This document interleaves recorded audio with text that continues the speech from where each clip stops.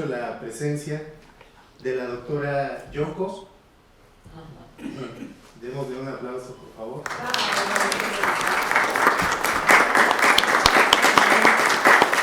También tenemos a la maestra Adriana Sandoval. Y bueno, el objetivo principal de esta conferencia es conocer los detalles acerca de la casa y bueno, ¿quién más va a tener un profundo conocimiento de lo que fue la vida de Conlon Nancarrow y su casa que la doctora Yoko? Démosle una bienvenida.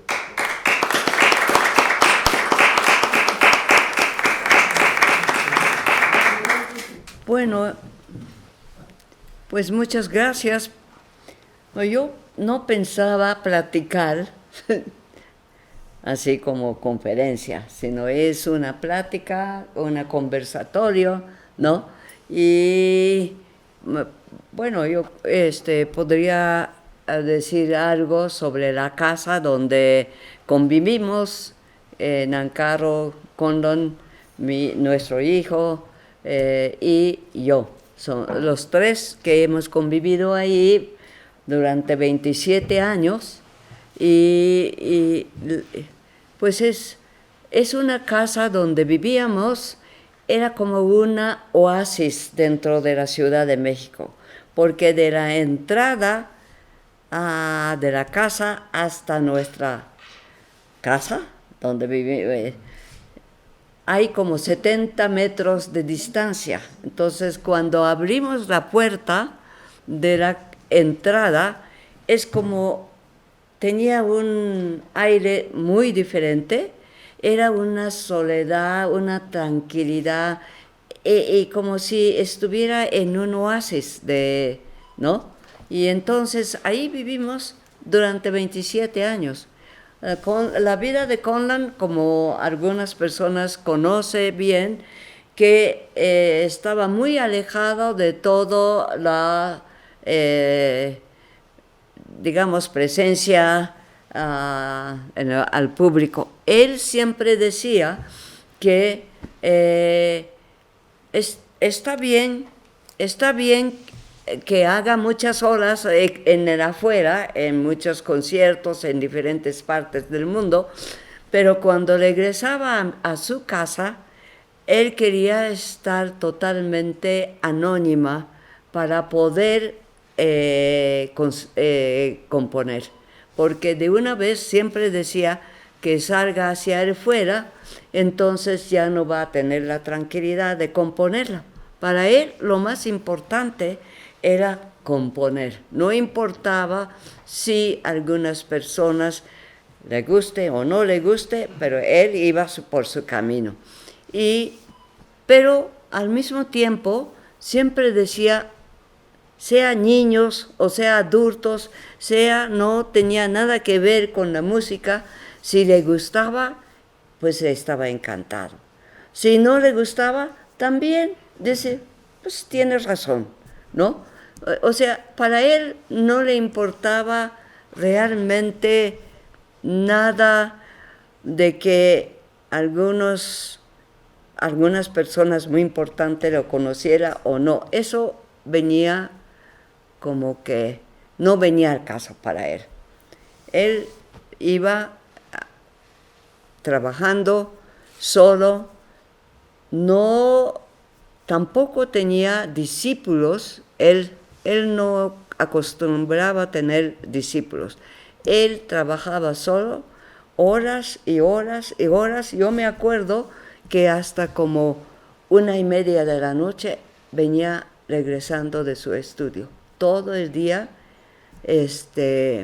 trabajaba. Entonces, trabajaba y leía. Como no veía muchas personas, sino fue su vida muy solitaria, entonces pues leía y trabajaba y también lo quería mucho a su hijo.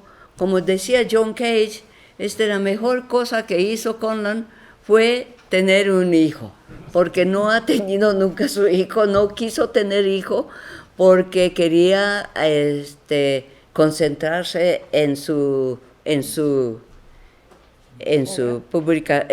obra, en su composición. Pero cuando ya estaba arrepentido de no haber tenido hijos, llegó el primero y el último hijo. Entonces él lo cuidaba, pues no tiene idea de cómo había que tenía la relación con su hijo, ¿no? Entonces, pues hay varias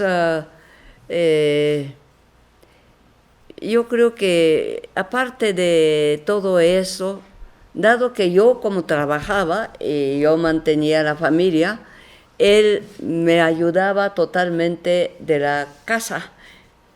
Quizá yo podría decir que como 75% de las cosas domésticas, él me ayudaba, de ir al mercado, ir al correo, en ahí donde teníamos postbox, ¿no? Y tintorería, en todo sentido. Y llevaba al niño a la escuela y la traía y así. Y yo, mientras tanto, tenía que ir a trabajar. Entonces, eso es nuestra vida tan sencillo, pero fue una persona realmente, para mi manera de ver, extraordinario. Yo nunca he conocido una persona así en mi vida. En ningún momento él siempre ha sido muy él mismo. O sea, siempre ha sido así, digamos, aunque es muy, en cierta manera, retraído, pero también al mismo tiempo era muy cálido, muy afectuoso y pues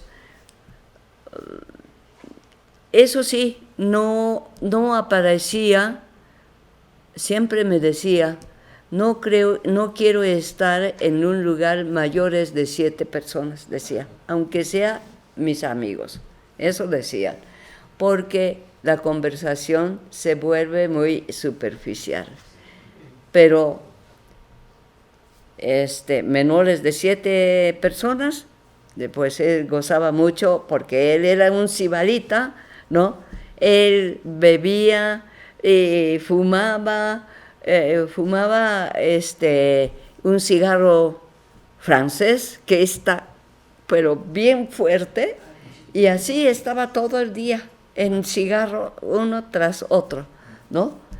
Y también vinos, alcoholes, todo los mejores que él le gustaba, ¿no? Como había aparecido hace rato la cocina, él tenía perfectamente ideado su cocina, cómo quiere ser,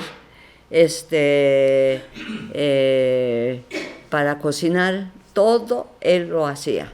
O sea, como tenía todo el tiempo, él cocinaba, él, por ejemplo, hacía curry, pero cada semilla lo estaban moliendo y hacía curry, la pasta de curry. Así, una cosa, algo realmente fuera de lo imaginable, ¿no? Y así es, y pasaba todo el tiempo entre buena comida que él hacía, y leía, tenía un interés de leer inimaginable, desde la música, obviamente, quizás salvo mariachi, ópera, no fue muy de su afición. Fuera de eso, ballet tampoco, aunque Max Cunningham utilizó su música, pero ballet tampoco. Pero fuera de eso, toda la música que puede haber, pero sobre todo de música hindú, música africana, son los que le gustaba muchísimo, por el ritmo, cuestiones de ritmo, yo creo. Y lecturas desde física, astronomía, matemática, lingüística, psicología, sobre todo filosofía, antropología. Bueno, no tiene idea de la variedad del campo de conocimientos que él se interesaba. Muchísimo así de lectura de diferentes aspectos, ¿no? de la cultura.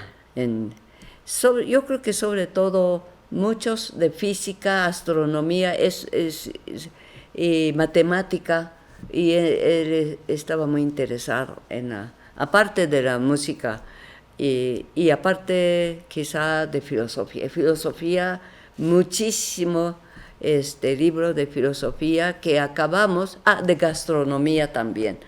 Y de gastronomía yo lo doné a la Universidad de Estado de México, era como 870 libros de gastronomía, y luego acabo de donar también a este Instituto de Investigaciones Filosóficas, libros de filosofía que tenía. Pero todavía, bueno, tenemos muchísimos libros.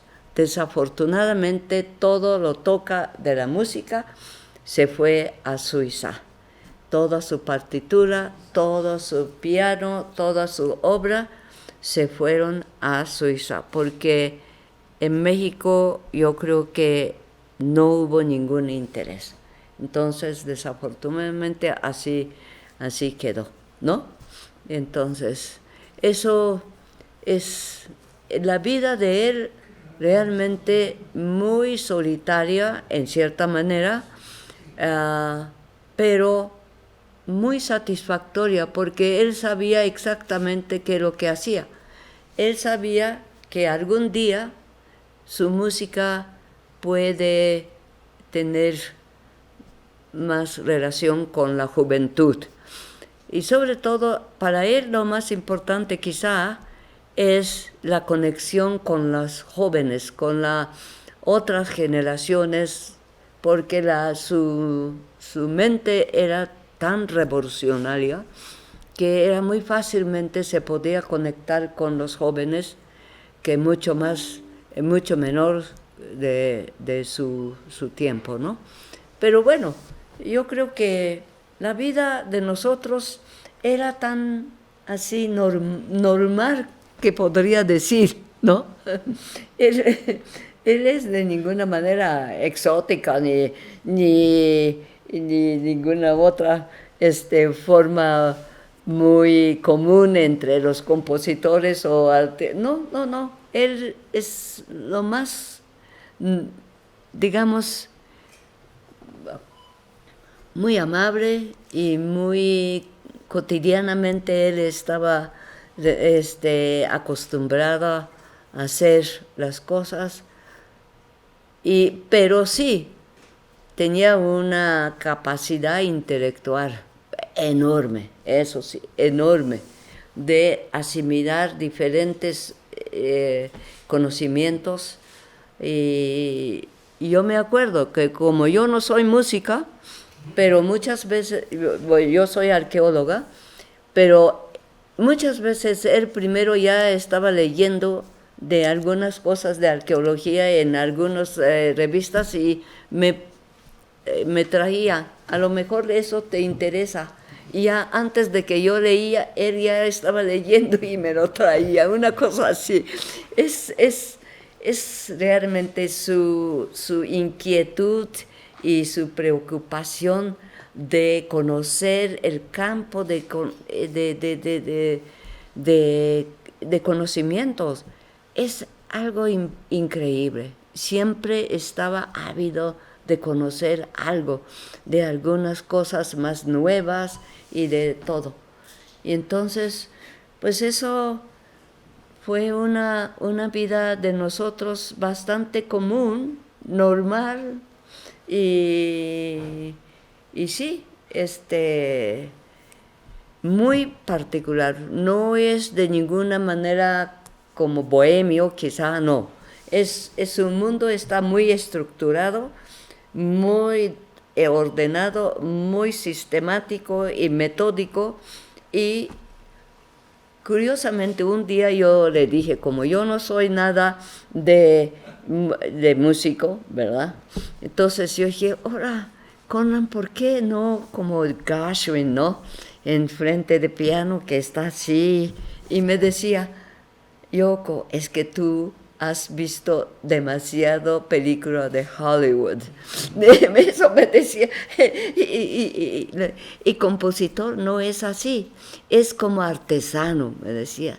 Cada día tiene que estar trabajo, constantemente y sistemáticamente, como artesano, me decía. Y probablemente su vida así era, así es. Y quizá, probablemente porque tenía un filtro ahí atrás de digamos, de la entrada de 70 metros, ¿no? Y quizá por eso él tenía como esa vida tan rica en sí misma, ¿no? Me acuerdo que visitaba muchos compositores. Yo me acuerdo que conocí a Copland, que venía, John Cage, que cada vez que venía a México visitaba a Conland. Y decía que John decía, Conland quizá no necesita salir al mundo, decía, porque el mundo venía hacia él, o sea, a través de libros. Y me acuerdo que cada año en Estados Unidos publicaba qué libros han publicado en cada año. Y de eso él checaba todos los libros que a él le gustaba y mandaba a pedir afuera, porque tenía todas las redes de librerías de segunda y no segunda mano de Nueva York. Entonces mandaba el dinero y lo traía hacia a su casa. Por eso la colección de libros era algo increíble. Bueno, obviamente también había ido muchísimas veces a Tepito y conseguir los libros antiguos, ¿no? Y cosas así. Bueno, es hablar de la vida que he vivido con Conlon, es muy difícil porque son 27 años de convivencia, ¿verdad? Pero es más o menos así una cosa, cualquier cosa, más bien ustedes me preguntan y ya yo podré contestar más que nada.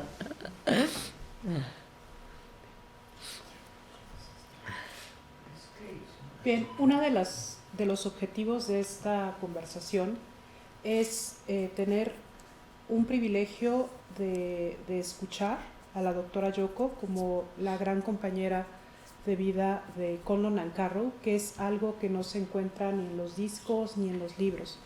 Su memoria está plagada de esa intimidad que, además, por el tipo de persona que era Conlon, que tenía poca vinculación o vida social, tiene un gran valor. La otra parte de la que también conversaremos será la casa, que es la casa estudio Conlon Nancarrow, donde él produjo la mayor y más relevante parte de su obra. Eso será en otro momento. En este momento creo que sí vale muchísimo la pena aprovechar a la doctora Yoko para preguntar alguna cuestión sobre lo que nos está comunicando, y creo que, bueno, no creo, estoy segura que es bastante reveladora para un compositor tan importante del siglo XX y que en la actualidad ha cobrado mucha relevancia porque nuestro tiempo apenas se ha emparejado con los preceptos que él empezó a plantear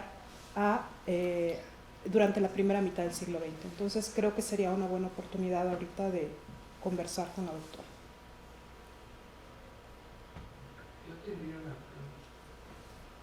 Yo, así como dices que se inspiraba a veces de música de la India, que es muy vasta, ¿alguna vez le atrajo alguna música de nuestras culturas ancestrales? Yo diría que si iba a algún pueblo o absolutamente nada, digo, porque dentro de todo, la música oriental también se da en México en el sentido más puro de la palabra, es decir, si nos remontamos, hay cuestiones muy autóctonas que pudieran haberle interesado o no, para nada. Pues curiosamente, no tanto. Bueno. Sí, tampoco música japonesa, ni china. No. Lo que le interesaba muchísimo es la música hindú, por cuestiones de tiempo y de cosas así. Y la africana. Y obviamente jazz, que viene su propio, ¿no? Pero música mexicana no mucho. Sí, no mucho, ¿eh? ¿Sí? Pero tú me compartiste hace un momento afuera que Revueltas, Silvestre Revueltas, Ah, sí. sí le llamaba la atención. Bueno, ¿Te dijo por qué? no, es que realmente eso sí es, para él era este gran compositor mexicano, para él el primero es Revueltas, era. Ante cualquier compositor de mexicano. Sí, siempre decía que era gran creatividad y de cualidades de Revueltas. Y siempre lamentaba mucho que no alcanzó a conocer. Es que me llama mucho la atención lo que estás contando sobre Conlon, porque hay un gran parecido también, porque así como Conlon era, no le interesaba promocionarse, hacer vida, sino que estaba ahí trabajando,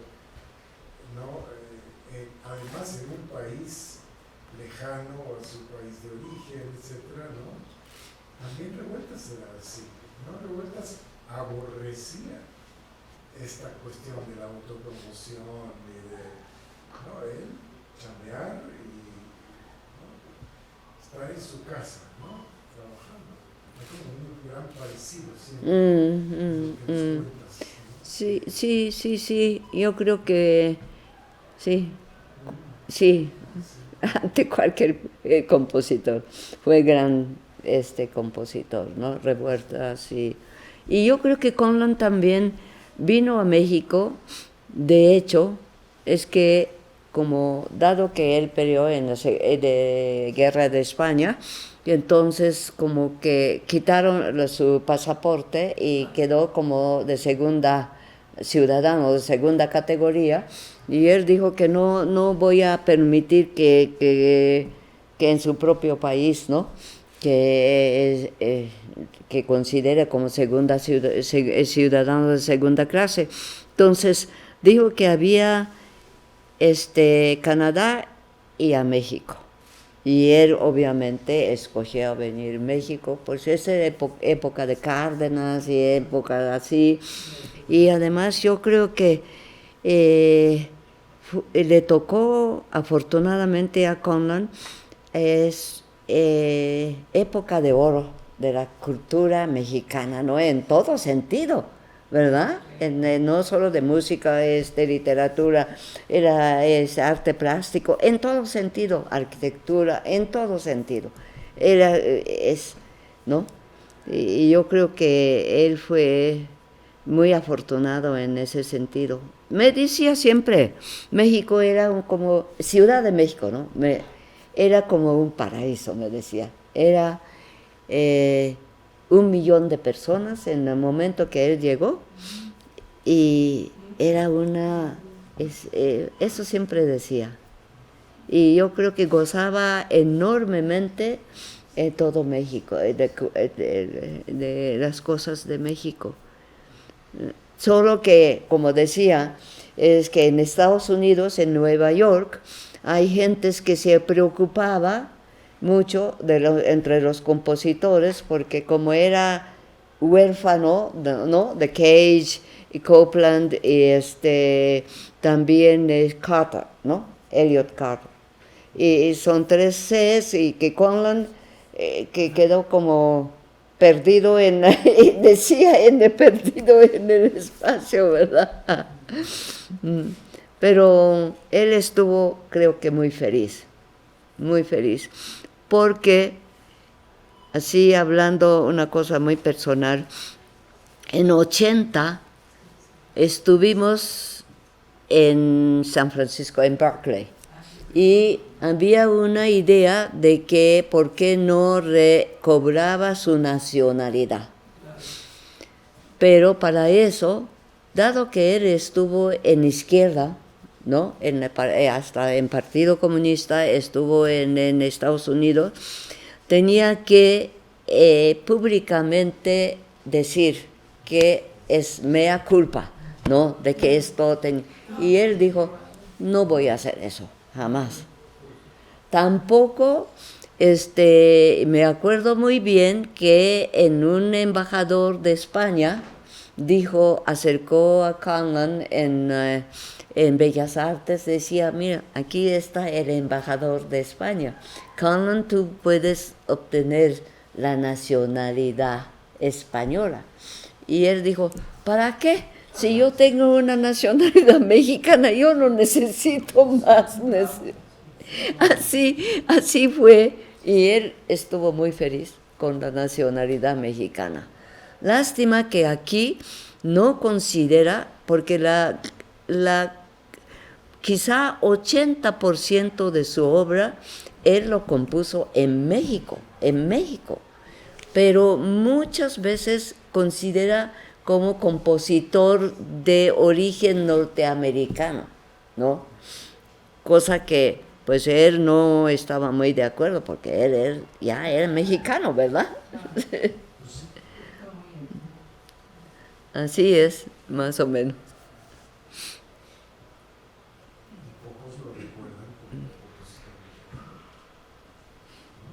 Y es una fortuna para México y América Latina el hecho de que haya elegido esta región.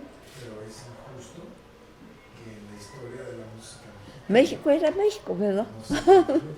Lo que es importante justamente, por ejemplo, en una conversación como esta, es alentar o alertar sobre la ausencia para ir completando otros escenarios distintos a los de la música o la historia del arte oficial, que tienen una gran riqueza.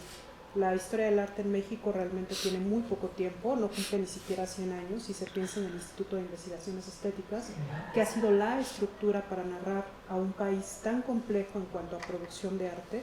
Y justo, por ejemplo, uno de los esfuerzos que tiene la Fundación Espacio Nancarrow O'Gorman es llamar acerca de la importancia que los especialistas retomen la tarea, pero que también el público general, o lo más abierto que se pueda, se informe sobre este punto. Y por eso esta conversación para nosotros es tan importante. Una de las cosas que yo quisiera aclarar, desde un poco antes de la muerte de Conlon, siempre pensábamos, porque había algunas ideas de compositores norteamericanos que convirtiera la casa como museo. Yo le dije que no, de ninguna manera eso no me gustaría, porque en primer lugar yo no sé cómo manejar el museo, pero lo que yo siempre pensaba, que el espacio, porque hay un espacio donde la casa tiene como 4 dormitorio y 3 baños y sala comedor, y luego hay un estudio a prueba de sonido, hay una área de trabajo como podría convertirse en taller, y lo que siempre yo quería, este espacio de alguna manera me gustaría convertirlo como un espacio dinámico, y en ese sentido originalmente pensé la de UNAM, de la arquitectura y de la Facultad de Música, que en ese tiempo era escuela de música, y otros artistas plásticos que le gustan también muchos, son aficionados de la música de Conlon, que hay muchos artistas que podría trabajar allí por su proyecto, quedarse ahí en la casa, o también puede hacer un seminario de arquitectura, porque puede quedarse, puede invitar profesor invitados, y de esa manera el espacio quería convertirlo en un espacio dinámico y vivo, y no un lugar como fosilizado, ¿verdad? De memoria nada más de Conlon, no, sino que sea activamente utilizado. Y entonces, sobre todo el pequeño sala donde trabajaba Conlon, esa prueba de sonidos, y cuando vinieron a grabar todos los discos de Conlon, llegaron allí y grabaron ahí en el de Alemania, de Estados Unidos, y grabaron ahí todos los discos, o sea que no tuvieron que salir ni nada, ¿no?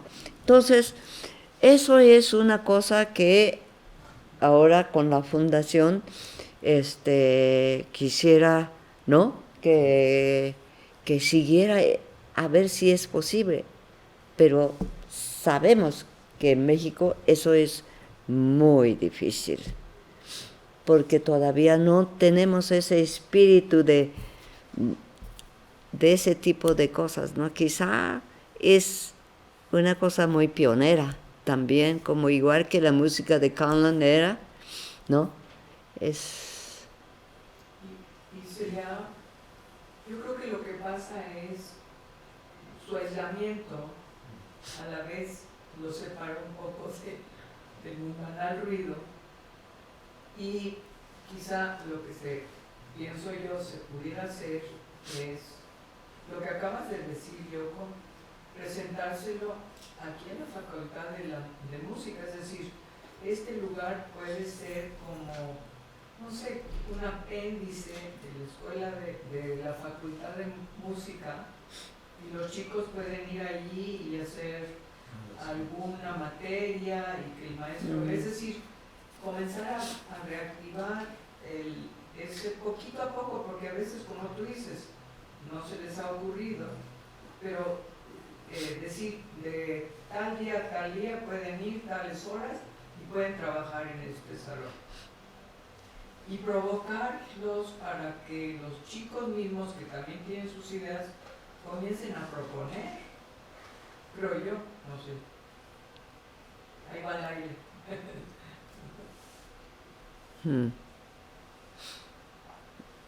Sí. Ahí. Sí, por. Sí, yo quisiera regresar a un tema sobre los compositores, aunque yo voy a tratar a su esposo. Me viene en mente si alguna vez tuvo amistad o conoció a dos compositores que fueron exiliados, y uno en especial que perteneció al Partido Comunista Griego, luego le impidió regresar a su país natal. Me refiero a Barbares y a Yanis Xenakis. ¿Vino él a conocerlos, a interesarse por ellos? Es que no, Que sí conoció a Xenakis. No, Xenakis no. Bueno, también Conlon tiene su gusto muy definido, ¿no? Muy así. Sí, pero yo me refería a conocerlos como personas, no se admiraba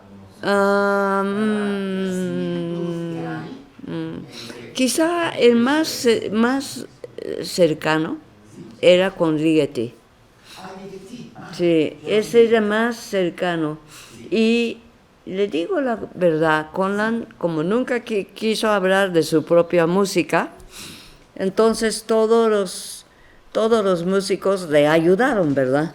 Entonces, el primer viaje que hicimos en Austria, Es que no conocimos a Ligeti por como un accidente. Ligeti parece que fue a Ilkam y compró todos los discos de Conlon y otros discos también, pero parece que cuando estaba estacionado y en su cajuela, que lo tenían todos los discos, y los robaron, eso es lo que comenta Ligeti, pero dejó solo los discos de Conlon. Otros discos lo robaron. Entonces Ligeti parece que oyó y pues bueno, se emocionó muchísimo yo creo que por la cercanía, la forma de pensar de Ligeti de la música es muy parecido a lo que pensaba de Conlon. Entonces Ligeti venía a explicar al público de todo lo que este público en Graz, en Austria, en español, en alemán, la música de Conlon. Luego a Colonia, que fuimos, también ahí fue Ligeti, o sea, Ligeti llegaba con Conlon juntos, ¿no? Y para explicar la música de Conlon en alemán, esas cosas, decía, jamás ha pasado entre los músicos contemporáneos, digamos, sí, porque generalmente estamos estamos en pleito de, digamos, quién es quién, ¿verdad? Pero cuando aparece quizá porque es tan indefenso, quizá, no sé, pero Ligeti ha estado, pues no tiene idea. También igual John Cage, sobre todo John Cage y Ligeti. Ahí había muchas personas también, pero... ¿Qué nos puede decir de la amistad que tuvo con Rodolfo Halfter? Con Halfter, mire, yo creo que entre músicos que está relacionado con... Sí, ha tenido mucha, no tan así frecuente, pero porque Conlon tiene su sentido muy solitario, ¿verdad? Pero con Halfter y con Lana Domian también, con Lana Domian sí teníamos bastante, me acuerdo muy bien que sí, y así, pero en México siempre ha mantenido un poco aislado. Mucha gente dice que porque México, ¿por qué no reconoce? Que quién sabe qué. Pero también fue su decisión de él de estar aislado. En el caso de Edgar Varese, ¿hubo alguna comunicación? Varese, ajá. Sí, hay mucha gente como John Cage que piensa que parecido con Varese. Le digo la verdad, para Conlon, teóricamente hablando, la música de Stravinsky, pero yo creo que Bartók tiene más más cercanía con Bartók. Y en México ha venido muchísimo. Yo me acuerdo también en la sala de Nezahualcóyotl, íbamos muy seguido, en Bellas Artes también, venían muchísimos músicos de jazz. La única, por ejemplo, doctor honoris causa que él aceptó, que no aceptaba esas cosas, pero era New Music, Boston New Music School of America, algo por el estilo, que ahí Cecil Taylor es un pianista de jazz, ¿no? Cecil Taylor es muy famoso, ¿verdad? Y él recibió doctores honoris causa. Entonces Conlon dijo, pues entonces yo también eso sí me voy a recibir. Es el único doctor honoris causa que él recibió en su vida. Eso es. ¿Y su compositor favorito cuál era? ¿Oh? ¿Tenía algún compositor predilecto? No, muchísimo, hay muchísimas gente, sí. Él está muy abierto, él es una persona muy abierta de mente, sí. Okay. Sí. Como que para el caso de Xenakis, pocas personas saben, pero su obra favorita, Xenakis, su compositor favorito era Brahms, y su obra favorita, su tercera sinfonía. Algo que quienes amamos la música de Xenakis no esperábamos. por ejemplo, algunas personas dicen Stockhausen, pero yo creo que en el caso de Stockhausen, yo me acuerdo, más que sus cuestiones de música, le intervenía demasiado sus cuestiones políticas o cosas así que él no podía aceptar, ¿no? Stockhausen servía al imperialismo según un libro que hay por allí. Yo creo que es con esta relación con la Segunda Guerra Mundial y cosas así quizá, pero en el caso de Stockhausen es más que de música per se, sino que tenía otras cosas, ¿no? Pero generalmente él tenía un amplio, es muy amplio, por ejemplo, Beatles. Él le encantaba entre todos muchas cosas, ¿no? La música de Beatles. Oye, yo conocía bien a Mario Lavista, ¿no? Ah, sí, cómo no. Ese es otro de las gentes. ¿Cómo no? ¿Cómo no? Con Mario sobre... Sí, cómo no. Quizá él fue uno de los primeros músicos que visitó a Conlon de generaciones como de mi generación, sí, en ese tiempo jóvenes, ¿no? Sí. ¿Y tú Sí. no sabes qué más, digamos, ping-pong entre ellos dos se dio? O, bueno, obviamente sobre música y composición, pero hubo, yo no sé, no me acuerdo haber preguntado a Mario si él se inspiró con algo de Nancaro o algo. ¿Tú no sabes de eso? No. No. Bueno, pregunta. Un poco más, una cosa más. Él llegó a conocer personalmente a Pierre Boulez. La pregunta se la hago porque me imagino únicamente ¿La Boulez? Sí, que si había dos personalidades que bueno, pudiesen chocar, no. serían Condon Nancaro y Pierre Boulez. No, por el no, no, no. excesivo, egoísmo intratable de Boulez, que era su característica. No, yo creo que con Boulez no tanto así. Bueno, él siempre decía cómo Boulez dirigía, ¿no? Dirigía de lo mínimo posible, así dirigía y eso. Pero cuando visitamos a IRCAM, él decía una cosa. En ese momento, en los de 80, principios de 80, IRCAM había muchos músicos allí, estaba tratando de, a través de computadora, ¿no? Tratar de reproducir sonido acústico. Y siempre decía Conlon, ¿cómo es posible con esa herramienta que tiene no entra más en la composición y no tratar de reconstruir, de crear el sonido acústico, sino directamente él hubiera sido, siempre decía, si hubiera sido un poco más joven, hubiera entrado en la música más de computadora y cosas así. ¿Pero llegaron a conocer ustedes a Pierre Boulez? No. Fuimos a IRCAM, pero no estaba en ese tiempo, sí.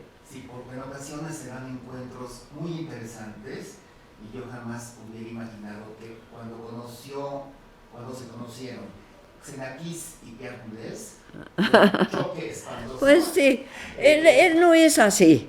Okay. Conlon nunca ha sido así. Sí, nunca es de choques. Él siempre decía, por ejemplo, hay alguna, quizá única vez que yo he oído de la crítica de música del concierto, Había una vez en Los Angeles Times, ¿no? Un poco negativo. Era la única vez, un poco negativo. Y con un poco negativo de el concierto, ¿no? La opinión de ese de crítico. Y él decía, bueno, también tiene razón, decía. O sea, no es así, digamos. Hay otras cosas que él confrontaba mucho, es cuestiones más políticas, yo creo. Interesante, sí, porque hay veces, como le decía, sorpresas, como el inesperado encuentro que tuvo Pierre Boulez con el gran escritor Jean Genet, que al principio, cuando se conocieron, no simpatizaron y después, lamentablemente, poco mencionado en su biografía, Boulez, fueron grandes amigos, yendo Genet a visitarlo muchas veces a su casa de Baden-Baden. Por eso la anécdota que quise mencionar con todo gusto. A ver, decía. Pues sí, yo creo que él aceptaba bastante bien todos por su... ¿Alguna amistad que haya tenido con algún escritor en particular? ¿Escritor? Sí, como le mencionaba yo, la amistad Boulez con Genet. No. ¿Alguna vez quiso escribir una ópera? Ópera no fue... Él siempre decía que ópera, excepto cuando oyó los de Stravinsky. Y eso decía, Stravinsky, decía. Pero generalmente ópera, porque dice que, según su forma de pensar, ni es teatro ni es música, me decía, una cosa así. Pero bueno, es su forma de pensar, ¿verdad? Claro que sí. Doctora, ¿se siente cansada? ¿Se siente cansada o quiere seguir? Sí, no. ¿Paramos? No, yo creo que, bueno, regresando al tema, Les quería preguntarle si el estudio que tiene unas características acústicas acorde a su arquitectura ha sido objeto de estudio alguna vez por la Academia de Música.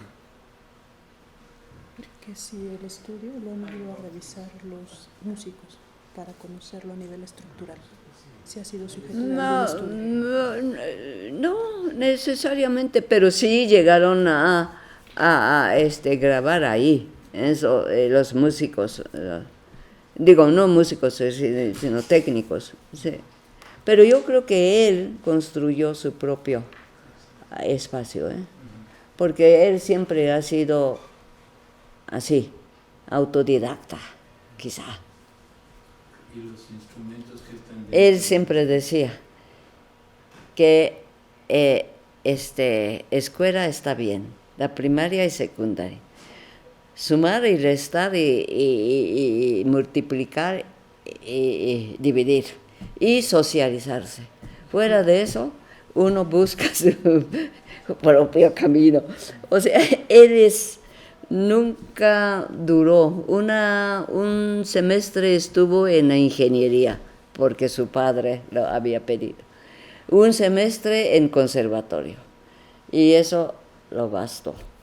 Y una época también estuvo con Arthur Fiedler, se llama, era un director bastante de Boston Pops, ¿no? Y él se dio cuenta que su personalidad no es nada para director de la orquesta, entonces ahí se acabó eso. Pero él siempre es su vida, él iba así, pero eso es lo que hacía. Nada más, Sí. me gustaría agregar un poquito más también de picante con estas anécdotas, por la descripción que usted nos ha hecho de la personalidad de Conlon Carroll. Tengo la impresión personal de que su personalidad era Asperger. Se lo digo con gran simpatía porque yo mismo tengo personalidad Asperger y lamentablemente por mucho tiempo no se supo con exactitud que era, siendo que grandes figuras de la música y de la ciencia han sido personalidades Asperger. Entonces, bueno, queda únicamente, lo menciono por si más adelante alguien a partir de aquí le gustase explorar eso, ya que sería una adición más a nuestro catálogo humano de personalidades que han destacado siendo Asperger. Sí, lo escucho. Que si Conlon tuviera Asperger o algo por el estilo. No, no.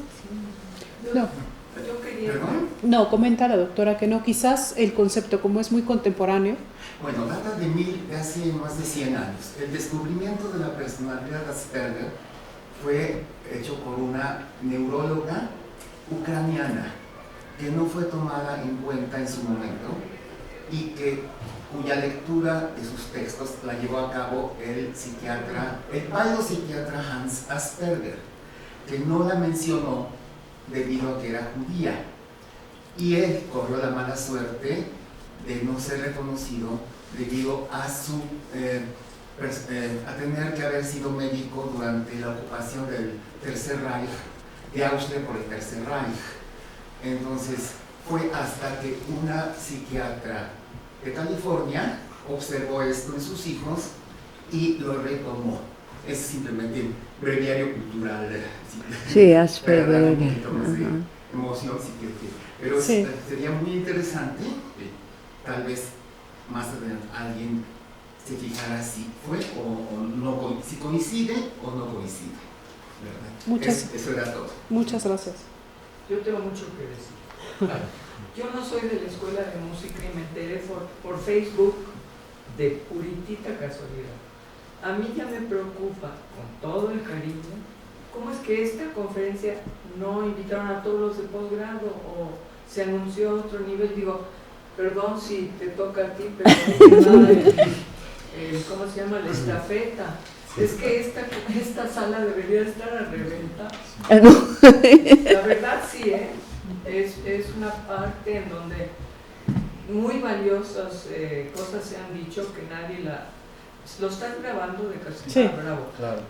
Pero requiere, yo creo que más que eso, inclusive invitar a los jóvenes. Yo traje a los 14 años a un muchacho que dijo, yo quiero ser compositor. Él tiene ahorita 50 y es compositor, pero yo lo traje y le dije a Conlon, oye, acá tengo un adolescente que no sabe qué quiere, a ver si tú o lo convences o le quitas la idea. Y puso sus dos pianolas y nos sentamos en el piso. Y el chico se llama Manuel Rocha y es un músico reconocido. Digo, a mí esa música personalmente no es lo mío, pero es interesante que este tipo de, pues son cátedras, llámenlo como quieran, tengan más audición, ¿cómo se llama? Auditorio o lo que sea, para repetirlo.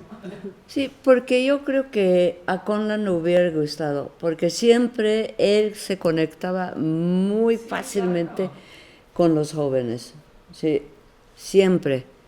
Y yo creo que, sí, y yo, lo que yo sí me gustaría, hoy en día, lo que sí quiero practicar, porque yo también estoy rodeado de jóvenes, ahora los jóvenes quieren brincar y llegar a la estrella de un jalón, casi. Y en ese sentido, la vida de Conlon me hubiera gustado que supiera un poco esa vida que se va construyendo poco a poco. Pues quizá él tuvo suerte, ¿no? De poder hacerlo, ¿no? Hoy en día toda la situación de tanto vida académica como no todo es mucho más difícil y ha cambiado, pero eso es lo que a mí me encantaría que los jóvenes supieran, ir construyendo su vida, y poco a poco, y sin esa prisa de ser reconocido, ¿no? Porque él nunca quiso ser así, de ser reconocido. O sea, pero por el mismo tiempo tenía la certeza de que algún día su música se va, vas a ver, me decía, algún día sí va a saber de música, me decía. O sea, tenía la certeza, pero nunca, y él precisamente por eso decía, yo no voy a hablar de mi música, otra gente puede hablar de mi música, pero yo no voy a hablar. Tampoco quiso mezclar la vida privada de su familia con la música, la vida del músico, ¿no? Entonces, esa es una cosa que me hubiera encantado de como explicar un poco a los jóvenes que no es nada más alcanzar rápido el estrellado, ¿no? Sí, pero bueno, a veces es difícil. ¿Qué es el origen del apellido Nancaro? Porque es muy extraño. What's the origin of the name Nancaro? Would you know it? Sí, es inglés. Ah, Es inglés, ok. sí. ¿También hay vinculación con Irlanda, doctora? No, Como no nombre, tanto. creo que como nombre se ocupa Es en el Irlanda. no, pero es al lado de su madre que desde mucho Conlon, el nombre Conlon es irlandés, pero su madre ya había llegado a Estados Unidos hace mucho tiempo. El papá de Conlon sí llegó de Inglaterra directamente a Nueva York. Uh-huh. ¿Quieren que avancemos un poquito en el tema Sí, de la casa sí, para que sí. vayamos abriendo un poco más? Yo solamente, antes de entrar a ese tema, es que una cosa que me duele particularmente a mí es un poco lo que estás diciendo en el sentido de él se refugia en México, pero los mexicanos no sabemos que él terminó siendo mexicano. Yo no lo sabía, ¿no? Pero el hecho la realidad es que los que aprendemos sobre la historia de la música en México no lo incluimos. No lo incluimos porque no reconocemos eso. Se refugió en México y no dejó de ser un refugiado. Y entonces no forma parte de la historia de la música mexicana. Y me duele muchísimo decir eso, ¿no? Y claro, me pregunto, ¿qué es lo que habría que hacer al respecto, ¿no? Se me ocurre que, por ejemplo, de repente hay premios de composición, siempre se los dan a un hombre, Carlos Chávez, ¿no? O Arturo Márquez, ¿sí? Pero también estaría muy bien de repente crear un premio con Nancaro que ayude. Hay de Hafter, ¿no? ¿Verdad? ¿Perdón? ¿No hay de Hafter? ¿De Halfter? Premio de Rodolfo Hafter, ¿no? Sí hay, yo creo que no. Pero no es aceptado. Premio Lara Domian, pero quizás sí existe. ¿Hay Lana Domian? Creo que sí hubo un corto periodo. Ah, sí. Pero algo así como para que la gente se pregunte, bueno, ¿quién es? ¿No? Para despertar interés en los alumnos para que comiencen a investigar y comiencen a formar parte de la historia de la música en México, ¿no? Buscar ese tipo de caminos. Y un ciclo de música, es decir, darlo a conocer ya. Está muy escondido todavía. Bueno, en este sentido hay una cátedra Nancaro creada en 1997 por la UNAM. La propia búsqueda de la fundación en relación a la Casa Estudio de Conlon Nancaro es uno de los grandes objetivos para poder preservar el espacio, como lo dijo la doctora, donde Conlon creó la mayor parte de su obra y la que resultó como la más significativa. Es decir, Nancaro decide venir a México, como lo dijo la doctora, se naturaliza en 1955 como mexicano. ¿55? Sí, pero en el espacio, literal, espacio geográfico del sur poniente de la ciudad, crea un estudio desde el cual va a revolucionar el pensamiento mental del siglo XX. La gran ventaja y la gran fortuna es que esa creación tiene una representación matérica, que es una casa construida en 1100 metros cuadrados, 800 metros más o menos de construcción, y justamente su preservación implicaría este resguardo. Ya comentaba la doctora Yoko que en lo que respecta al archivo, las pianolas y la música matérica como tal se encuentran en Suiza, pero México todavía tiene ese espacio.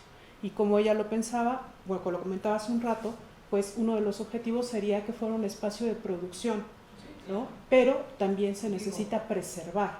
Es una casa que es necesario asegurar su existencia a través de la compra y después abrirla al público para vincularlo afectivamente, primero con los vecinos, después con distintos sectores de la música, pintura, arquitectura y escultura, y hacer la natural vinculación de lo que implica el lenguaje musical de Conlon Nancarrow con distintas geografías.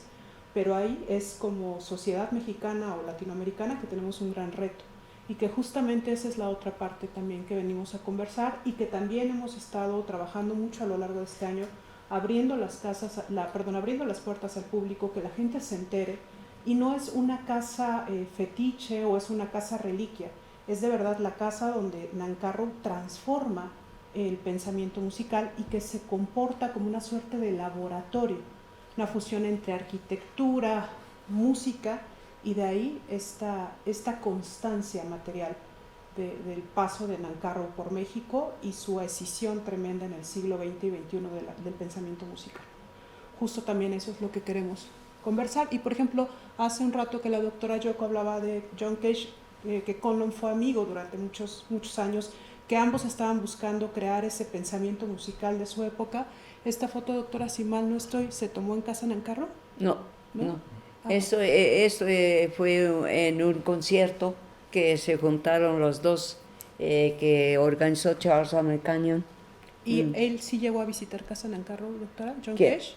Uy, sí, un montón de veces, sí. Por ejemplo, estas migraciones, ¿no?, de las que se hablan, que la gente sabía que Conlon estaba. Por ejemplo, se cuenta mucho que Frank Zappa le tenía mucha admiración a Conlon, y que Frank sabía Zappa. que existía la casa, pero nunca bien a bien, anduvo peregrinando en México y nunca bien a bien tuvo el valor de tocar la puerta. Pero era sabido por la gente de la época y de la actualidad que esa casa existía en México, y ahora que Conlon no está, pues es un espacio testimonio. Sí, curiosamente. Hay muchos como Jimi Hendrix, también parece que tenía muchos discos de Conlon, ¿no? Y ¿cómo se llama? El de tango de Argentina, ¿cómo se llama? Piazzolla. También lo tenía, o sea, no solo de música contemporánea, es muy amplio de las personas que escuchaba, ¿no? Y una pregunta, ¿puede uno sacar el piano con sus rollos y escucharlo en un concierto? Es decir, si yo le pido hipotéticamente a la Sala Netzahualcóyotl, yo trabajo con la Orquesta Sinfónica de Minería, y en los programas a veces tenemos músicos fuera de lo común. Es decir, el año que entra en el programa poder llevar el piano de Conlon y que se toquen sus rollos, ¿es posible? Bueno, como Roberto ahí está, Roberto también tocó las, no de rollos, sino, ¿no?, piezas, ¿verdad? Sí. Dirigiste, ¿no? No dirigí, pero toqué con Camerata, hicimos música, ¿Verdad? Sí. Y también yo creo que una vez, dime qué, Sí, no, también, sí, sí. o sea, no de rollos, sino de otros, ¿no? ¿Y es Sí. posible con los rollos? ¿Sería posible hacerlo con los rollos? Llevarlos a la Sala Netzahualcóyotl, su pianola, y poner los rollos. Sala Netzahualcóyotl, nosotros íbamos muy seguido, pero no. Sí. Pero sí hizo el piano todavía... En 62, doctora, se toca por primera vez el piano. No, después... Bellas Artes, en 62. No, en una sala de parte no de Nezahualcóyotl, sino de Covarrubias y por ahí. De las marchitas. Sí, ha hecho algunas, sí. Aquí también, aquí en la escuela de música, aquí en 97, un poco después del fallecimiento de Conlon, pero llegaban los jóvenes, muchísimos, allí en el auditorio de aquí, también, sí. Y yo creo que fue en piano, en esa vez cómo lo hicimos, ya no me acuerdo, pero sí.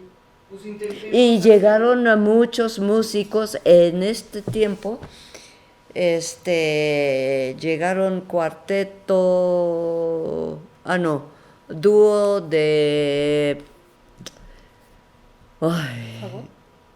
Piano y oboe. Llegó pianista que es Ursula Oppen, llegó a tocar aquí. Llegó Ursula Oppen, bueno, muchísimas, bastante personas muy importantes, y llegaron casi sin cobrar.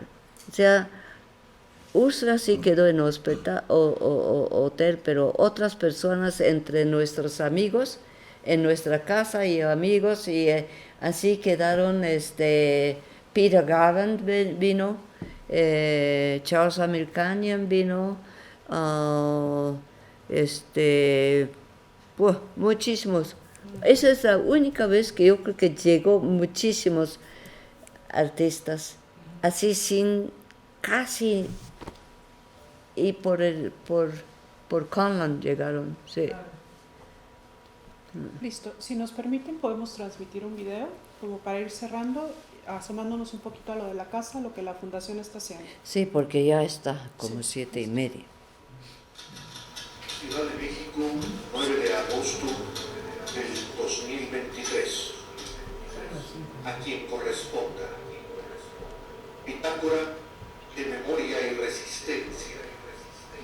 Carta abierta de la Fundación Espacio Nancarrow O'Gorman a quienes trabajan por la preservación del patrimonio tangible e intangible de nuestro país y en contra de la pérdida de valores universales.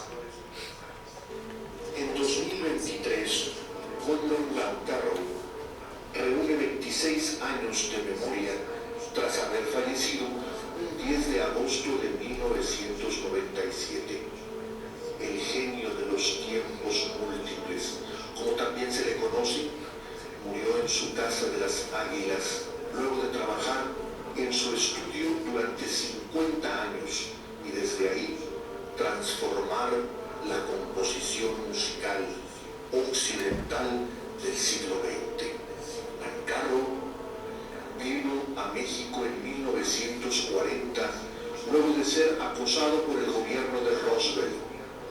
Dada su lucha contra el fascismo como integrante de la brigada Abraham Lincoln durante la Segunda Guerra Mundial y específicamente en la Guerra Civil Española. Al llegar a nuestro país, tuvo por encargo de Rodolfo Halfter realizar una primera composición, trío para clarinete, fagot y piano, la cual, si bien nunca se estrenó, develó el cariño de sus camaradas españoles, también exiliados en México, así como la participación de una comunidad internacional que, lejos de los horrores de la guerra, optó por el libre pensamiento y el compromiso creativo, sembrando en nuevas tierras esperanza de vida frente a las múltiples vertientes de la muerte que había traído consigo la modernidad. Al recién conmemorado Giorgio Ligeti se le debe el hallazgo de Conlon Nancarrow debido a sus búsquedas incesantes por entender y crear un lenguaje musical situado en las circunstancias del 20. Ligeti refirió a Conlon Nancarrow en conversación y privadas como uno de los compositores más notables del pensamiento occidental universal, dando así a conocer su nombre y obra a nivel internacional a partir de los años 80. John Cage, reconocido por expandir los medios de composición musical de nuestro tiempo, visitó en un par de ocasiones a Nancarrow en su Casa de las Águilas, convencido, al igual que Ligeti, de la trascendencia de la obra del ya entonces naturalizado mexicano. Finalmente, como referencia poco más abierta, vale mencionar el reconocimiento que músicos como Frank Zappa revelaron a favor de la obra de Conlon Nancarrow, expandiendo así los canales de comunicación del genio de los tiempos múltiples. A 26 años de la muerte de Conlon Nancarrow, la Fundación Espacio Nancarrow O'Gorman, constituida en 2018 con objetivo de preservar el patrimonio tangible e intangible derivado de la obra de Conlon Nancarrow y Juan O'Gorman, emite la presente carta abierta a la sociedad mexicana y colectividades que le integran para informar que tras 2 años y medio de búsqueda y colaboraciones, nuestra meta, que consiste en la localización de medios económicos para preservar la casa estudio, construida por Juan O'Gorman para Conlon Nancarrow en la Ciudad de México, no solo no ha sido alcanzada, sino que se encuentra en un momento delicado que nos impide asegurar su permanencia. Hasta el momento, todos nuestros recursos y objetivos se han enfocado en preservar la casa y trabajar en la divulgación de su relevancia, de la que describen en la presente no solo una parte de sus múltiples valías. Recordar a Conlon Nancarrow a sus 26 años de partida desde la Fundación Espacio Nancarrow O'Gorman requiere llamar la atención sobre la urgencia de sumar fuerzas institucionales y ciudadanas para evitar se pierda un espacio tan relevante para la composición musical, para resarcir de alguna manera el daño causado al patrimonio arquitectónico derivado de la destrucción de la casa cueva de Juan O'Gorman, de la cual Casa Nancarrow es hermana conceptual, así como asegurar una obra en la cual Juan O'Gorman experimentó con la técnica de los petromurales que dieron voz y belleza a los muros exteriores de Biblioteca Central, Patrimonio de la Humanidad desde 2015, técnica generosamente compartida después con notables pintores que crearían los murales de Lascaux, que recientes fechas está recibiendo la atención correspondiente luego de la organización de diversas colectividades en torno a la historia y relevancia de dicho inmueble, autoría de Carlos Lazo. Son más de 47,000 los beneficiados directos de nuestras actividades a favor de la formación en arte, cultura, patrimonio, realizadas en la capital mexicana y en el interior de la República. Estamos muy satisfechos en los objetivos trabajados en el terreno del patrimonio intangible. Sin embargo, el tiempo nos ha alcanzado en lo que a preservación física de la Casa Nancarrow respecta. Nuestro trabajo es una bitácora de memoria y resistencia, a la que esperamos, a través de la presente, puedan sumarse muchos más recursos económicos y humanos a favor de la permanencia de un pasado que es digno de saberse y preservarse. Fundación Nancarrow O'Gorman. Este video resume de alguna forma lo que hemos venido trabajando, la importancia de la casa, la vinculación de Conlon Ancarro con otro autor mexicano que es Juan O'Gorman, y cómo este espacio que habitó Conlon Ancarro se vincula directamente con una obra patrimonial como es Biblioteca Central, patrimonial desde 2015, y cómo forma parte también de la historia del tan ponderado muralismo mexicano, con una vertiente muy poco común, que es el mural de piedra, creado con Diego Rivera y Juan O'Gorman en el Anahuacalli, y de ahí todo un camino de lo que hemos llamado la memoria de las piedras, ¿no? Que es el recubrimiento de esta casa. De manera muy general, este video resume lo que hemos venido trabajando y también se inserta en un periodo del 10 de agosto, que es aniversario luctuoso de Conlon Ancarro, al 27 de octubre, que sería su aniversario de vida, y que es un momento en el que la Fundación está trabajando de manera intensiva por pasar el mensaje de la importancia de la casa y también llamar la atención de que necesitamos, se sumen esfuerzos institucionales y ciudadanos para poder comprar esa casa y asegurar primero su preservación y después apertura al público para que siga formando parte de la vida artística internacional como lo es la obra de Conlon Ancarro. Eso es también el momento en el que nos encontramos y también el motivo por el cual de alguna forma se realizó esta presentación. El objetivo es que pasen la voz, que se vayan enterando y que sepamos que estamos a tiempo de poder asumir una responsabilidad que tanto se criticó con la destrucción de la Casa Cueva, ¿no? Es el momento en el que podamos actuar. ¿Quién es el propietario de la casa en la actualidad? ¿Quién es el propietario de la casa? Soy yo. La doctora Yoko ha preservado la casa a lo largo de 26 años. Ha sido un esfuerzo verdaderamente inmenso, porque es un predio grande y creo que por la conciencia que tiene la doctora en relación a la historia y la materia, no ha sufrido ninguna modificación. Fueron modificaciones de uso que derivaron de la condición de Conlon, modificaciones menores, y pues en este momento la urgencia es porque la doctora necesita pasar la estafeta para que alguien más se haga responsable. La Fundación ha buscado hacerlo, estamos reuniendo donativos que van desde lo inmediato, desde 100 pesos en donadora hasta un donativo mayor, ¿no? Hemos estado trabajando buscando a la iniciativa privada, hemos estado buscando instituciones y bueno, como lo comentaba la doctora Yoko, es un entramado muy complejo para poder asegurar que la participación puede ser efectiva en relación a la adquisición de la casa.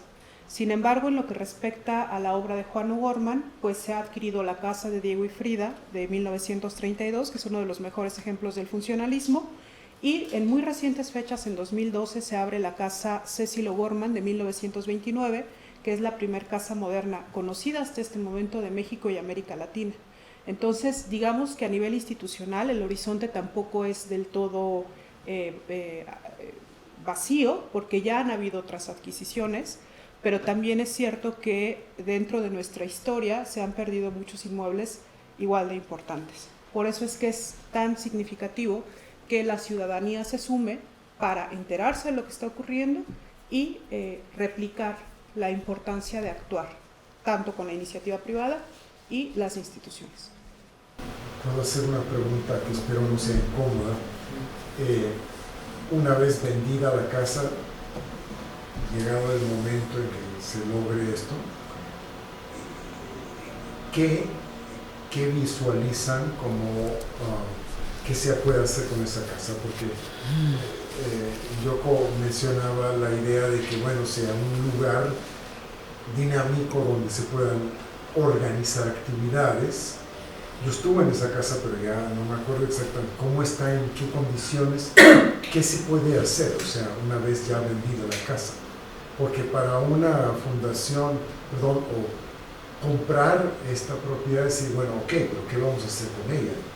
¿Qué podemos hacer con ella? ¿Es simplemente un museo o es un lugar con espacios para poder organizar actividades de distintos tipos? ¿O es un lugar donde puede uno depositar archivos?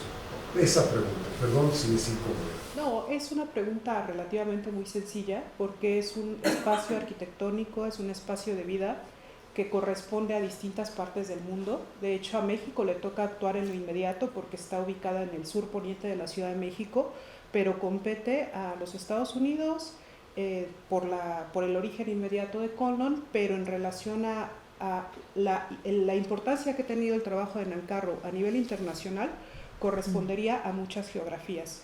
Eso en una primera instancia. Y en lo que respecta a México, como tú lo señalabas, uno de los retos es dar a conocer la obra de Conlon más allá del sector especializado de la música y generar una vinculación afectiva con el espacio que también convoca Juan O'Gorman, porque uno de los primeros actos que se tienen que resolver para lograr la preservación, pues es justo el conocimiento del inmueble, que como te comentaba en el caso de Biblioteca Central, pues tenemos una gran visibilidad, ¿no? Decir, bueno, esta gran obra de la arquitectura mexicana tiene su origen en esta obra poco conocida, y el reto sería ir emparejando las narrativas, tanto en la música como ahorita ustedes fueron evidenciando la ausencia de Nancarrow en un tejido inmediato mexicano y el fortalecimiento de esa relación hacia el exterior.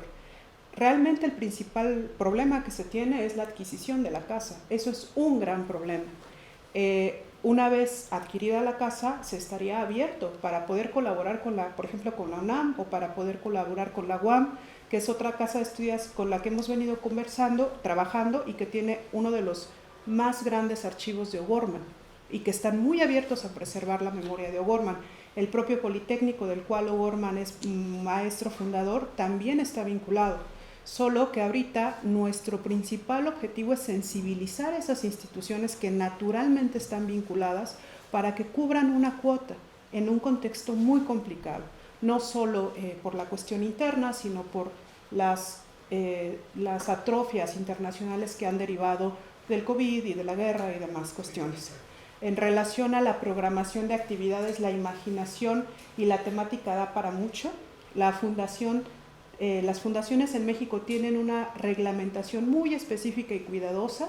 En ese sentido está cubierta esa parte y la necesaria vinculación con otras instituciones es básica, pero el reto ahorita sería la adquisición de la casa. ¿Cuál es el monto que ustedes ven como más adecuado en su donativo? ¿Tienen alguna cifra en mente? No, nosotros recibimos donativos.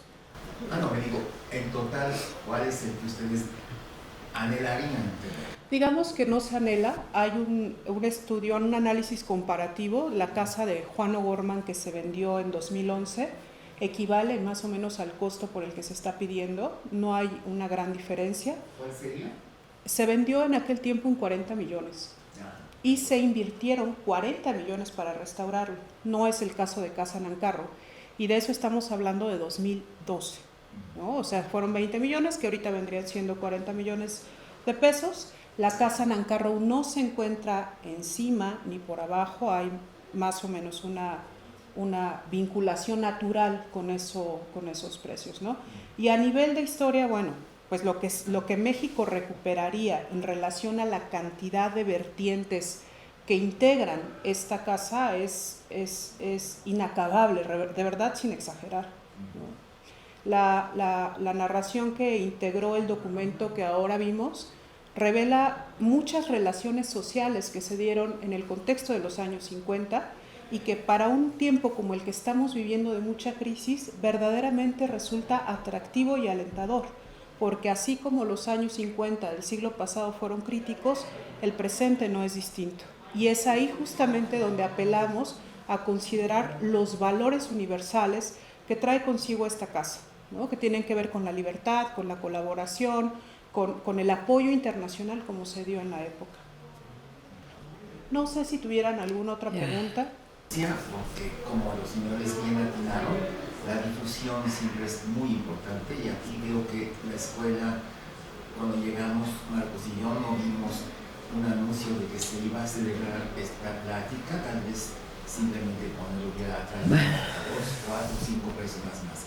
Pero si ustedes pudieran escribir o contactar a Norman Lebrecht, no sé si ustedes ya sepan quién es, pero su blog personal de Sleep Disc tiene una difusión inmensa en todo el mundo entre músicos profesionales o quienes gustan de música clásica. Pues si tienes el contacto al final podemos conversar y será de gran utilidad. Con gusto, porque yo no quiero echar volante, pero le pregunté la cuestión de la cifra que se necesitaría, aunque sea del año. Estuve en contacto con alguien por WhatsApp, ya que tenía yo obras de arte que ponía a disposición, pero se necesitaría canalizar una venta con alguna galería o alguien y ponía a disposición estas obras. Entonces, a través de esa persona, con gusto mando la recomendación de este señor musicólogo inglés, por cierto, tremendamente hábil para difundir tanto noticias positivas como no tan positivas entre la música clásica. Terminando, conversamos. Sí, con todo gusto. Muchas gracias. Gracias. ¿Gustaría hacer una versión en inglés de esta? Ya la tenemos. Ya la tiene. Sí, la tenemos con subtítulos. Con subtítulos. Sí, justamente la podemos compartir con Marlene, te la compartimos con muchísimo gusto. Bien, muy bien. Pues de nuestra parte sería todo. Muchas gracias. Muchas gracias.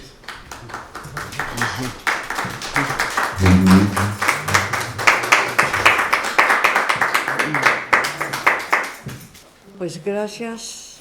La charla es como, sí, así. No estaba nada estructurada para ponencia o como así pensaba, ¿no? Esa es una cosa que nos viene ocurriendo, ¿verdad? Claro. Muchísimas gracias, doctora. Muchas Sí. gracias.